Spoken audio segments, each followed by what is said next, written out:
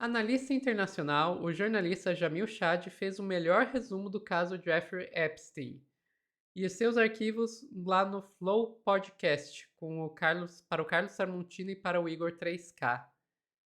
Vamos ver um pouquinho aqui no Meteoro o que ele falou por lá? Quem vai contar pra gente é o Pedro Zambarda.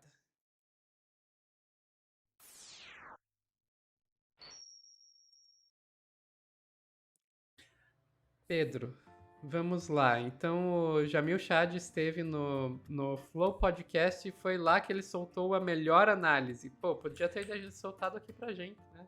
Podia ter soltado com a gente. Agora, tem um lado meu, Sofia, que assim, o Jamil, gente, o Jamil é um cara que trabalha pra caramba, né? Ele tá no ICL, ele tava no UOL, já não tá mais, já não tá mais por lá. Ele tem um podcast na Carta Capital. Ele tá na TMC também, que era a antiga Rádio Transamérica. Então ele sempre tá com um monte de emprego, assim, tá sempre freelando, fazendo um monte de coisa. E eu acho uma coisa positiva, Sof, que assim, o público do Flow normalmente vai chamar o quê de analista internacional? O rock. Vai chamar uns caras que não vão trazer uma boa análise. E é um privilégio, de fato, o Jamil fez uma abordagem resumindo os arquivos, falando do problema que existe dentro dos arquivos, porque, gente, um monte de pessoas são mencionadas nas notícias. Mas é o que ele falou, objetivamente, tem que ver o que realmente é notícia nessa nova leva de arquivos do DOJ, que é o Departamento de Estado americano, né? E aí ele conversou isso com o Igor e o Tramontina. Eu vou fazer tipo react aqui. E aí a gente vai parando e conversando sobre isso. Menos, Jamil. Boa noite. Querido, boa noite. Bom estar aqui contigo, Igor Tramontina, meu herói pessoal. Perdão por dizer assim, mas é isso mesmo. E o pessoal imagina que o Jamil vai participar com aquele microfonão do Flow. Não, é em Genebra, na mesma conexão dele de internet, remoto, dando o que ele tem que falar, que é importante. Vamos lá. Um prazer estar com Porra, vocês. valeu. É isso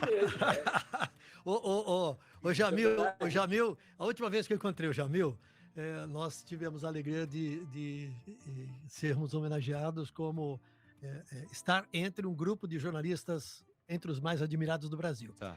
E o Jamil, passados vários meses, ele me abraçou e falou: me desculpa, eu ia ao seu programa no Flow News, mas aí eu tive um problema de saúde, não pude. Ele não se esqueceu desse e veio se desculpar. Hoje, você está onde, Jamil, nesse momento? Genebra. Hoje eu estou em Genebra, na Suíça. Você está em Genebra, na Suíça. Que horas são aí? Agora, 11h23. Nós estamos 4 horas, você está 4 horas na nossa frente, então o Jamil está pagando a conta hoje. Isso. Pensou que ia dormir cedo. Pô, Mas, Jamil, a gente estava aqui falando sobre... Não pegadinha, não? Ah, meu irmão, às vezes tem. Às vezes, quando começa a ter algum nível de intimidade com os convidados, começa a ter umas pegadinhas, cara. Pronto. Então, cara, a gente estava falando aqui do Epstein, que por último aí nessa última leva, 3 milhões de páginas, e como seria complexo de analisar tudo isso, não só pelo volume, mas pela interpretação que é importante ao analisar tudo isso aí. Por exemplo, vamos dizer que alguém imaginasse que colocar num banco de dados e pôr uma inteligência artificial para olhar seria uma boa maneira. Pode ser que seja mesmo, mas isso é uma ferramenta para... ela não sei se a gente ia saber usá-la para procurar, mas me conta, cara, como é que tá tudo como é que tá isso? Meu caro, vamos lá, porque esse tema é extremamente complicado, mas ao mesmo tempo ele é muito revelador de muitas coisas. Em primeiro lugar, o processo de, vamos dizer assim, divulgação desses documentos. Aí, claro, existe uma preocupação real, absolutamente real, que toca num ponto que vocês citaram. E é você colocar nomes de pessoas que não têm nenhuma relação com crime algum dentro de um pacote de um criminoso. Então, sim, ele teve contato com aquela pessoa, ou sim, ele recebeu um e-mail daquela pessoa, mas isso quer dizer o quê? Então, quando a justiça toma a decisão de absolutamente liberar os documentos, essa deveria ser uma preocupação real. Tem um outro lado dessa preocupação, Igor, que são as vítimas. Será que você coloca o nome de novo das vítimas para elas serem de novo vitimizadas, de novo serem alvo, basicamente, de um processo, obviamente, de ataque à sua reputação, etc., e sofrer pessoalmente, depois de todo o sofrimento que essas garotas já tiveram? Então, também esse é um outro dilema da justiça. Havia E aí, fotos quando ali, se havia supera- fotos ali no meio do que vazou ali, e havia foto dessas pessoas, dessas crianças. Crianças. E aí essas fotos foram divulgadas com censura, eu imagino, né? Então, as fotos foram com censura, mas aparentemente, e isso é o que as vítimas estão dizendo, muitos nomes de vítimas voltaram a ser publicados. E aí é muito grave, porque você precisa preservar essas pessoas. As pessoas já sofreram muito. Agora vão, de novo, sofrer, claro, com toda essa exposição. Qual é a reclamação? Os poderosos foram preservados, porque alguns nomes, de fato, desapareceram, ou vieram taxados, etc. Mas os nomes das vítimas não. Ou seja, de novo as garotas sofrendo, de novo as garotas, de uma certa forma, sendo colocadas da forma mais vulnerável possível. Isso é um erro, Sofia, isso que ele está elencando aqui, do Departamento de Justiça americano, que censura nome de gente poderosa e que revitimiza as pessoas que já foram afetadas. Tem um E é problema... muito interessante, Pedro, destacar isso, porque a justificativa que eles usam para fazer essas censuras é que seria para proteger as vítimas. Só que daí o que acontece? Eles dizem, não, vamos censurar para proteger as vítimas. E expõe as vítimas do mesmo jeito e só Uhum. Só Não, e expõe, coloca. por exemplo, assim, claro que, por exemplo, Noam Chomsky não tem defesa, ele aparece nos arquivos. Agora, por exemplo, o Putin é mencionado por uma matéria de jornal.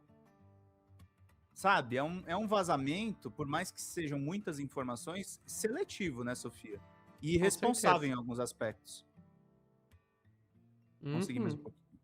Então, esse é um problemaço. E aí você tem toda a razão em ter começado a conversa com isso. Agora, tem um outro lado dessa história, porque mesmo que essas pessoas não tinham qualquer tipo de relação com um crime, vamos imaginar que muitas delas não tiveram nenhuma relação com crime.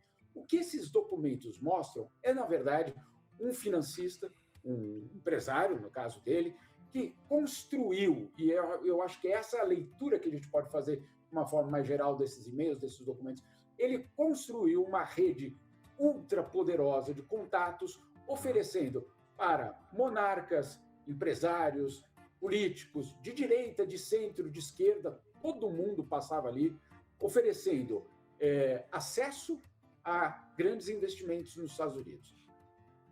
Oferecendo também, por exemplo, pagar contas, dívidas de algumas dessas pessoas. Então, ele era basicamente o cara para onde você ia recorrer. Olha, tive um problema aqui, minha filha, meu filho, meu marido, etc. Tá lá. Ele ia lá e socorria financeiramente aquelas pessoas. E um terceiro pilar, com meninas.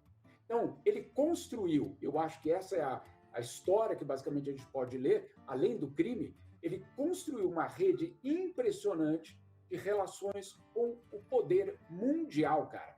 E aí não estou falando ali nos Estados Unidos, não, é o poder mundial. Vai desde do príncipe da Arábia Saudita, a monarquia norueguesa, a gente no mundo inteiro passava por ele para que ele abrisse portas e também outras coisas.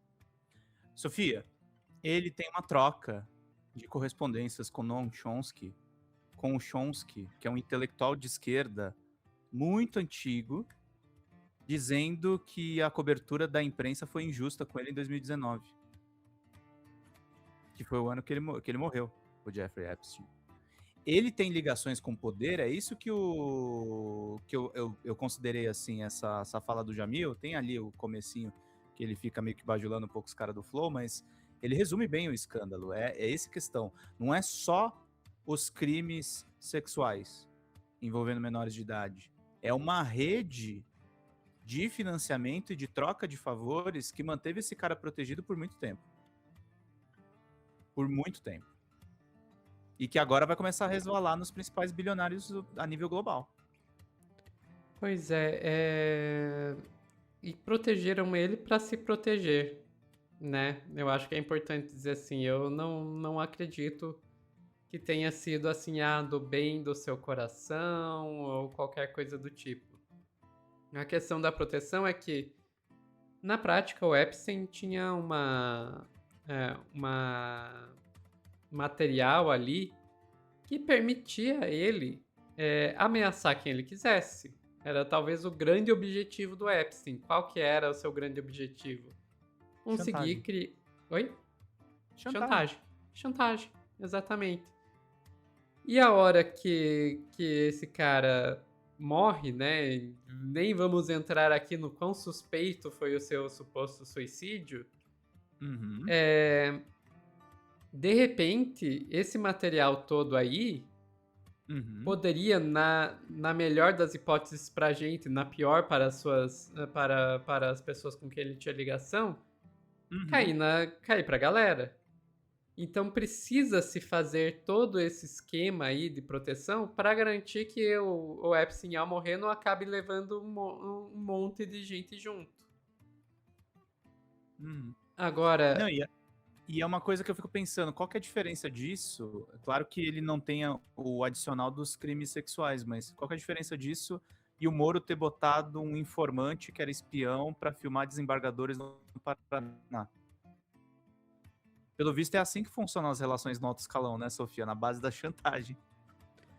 exato, só que vamos e convenhamos, a festa da cueca do Moro não chega nem perto do que foi a ilha do Epstein, ilha. né? Pelo amor. Mas enfim, ficamos por aqui, Pedro. Ficamos por aqui, Sophie. Gostei bastante desse resumo do Jamil. Gostei muito da sensibilidade dele com as vítimas. A gente tem que falar muito sobre as vítimas desse caso. E com Exatamente. delicadeza e com cuidado. Exatamente. Pessoal que está assistindo ao vivo, não saiam daí que a gente já volta com mais notícias aqui no Plantão do Meteoro.